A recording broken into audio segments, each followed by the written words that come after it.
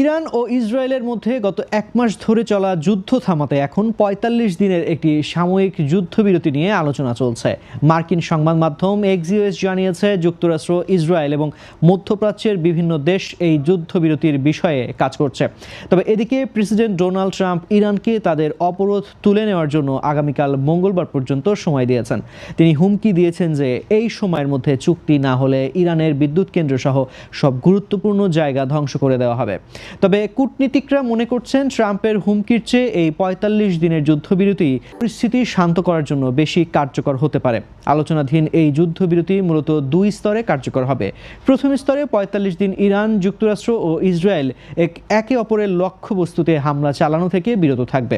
দ্বিতীয় স্তরে এই বিরতির মধ্যেই মধ্যস্থতাকারীদের উপস্থিতিতে তিন দেশের সরকারি প্রতিনিধিরা স্থায়ী শান্তি প্রতিষ্ঠার লক্ষ্যে সংলাপে বসবেন। ট্রাম্পও স্বীকার করেছেন যে বর্তমানে ইরানের সাথে যুক্তরাষ্ট্রের গভীর আলোচনা চলছে এবং তিনি ইতিবাচক ফলাফলের আশা করছেন। যুদ্ধের ময়দানে উভয় পক্ষই ব্যাপক ক্ষয়ক্ষতির শিকার হচ্ছে।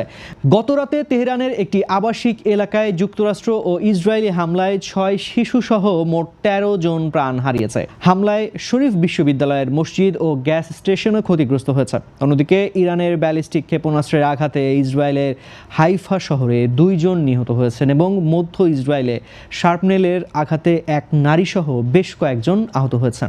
ট্রাম্পের কঠোর হুমকির পর বিশ্ববাজারে জ্বালানি তেলের দাম ব্যারেল প্রতি $১১০ ছাড়িয়ে গেছে। এদিকে ইরান সাফ জানিয়ে দিয়েছেন যে আমেরিকা ও ইসরায়েলের জন্য হরমুজ প্রণালীর পরিস্থিতি আর কখনোই আগের মতো হবে না।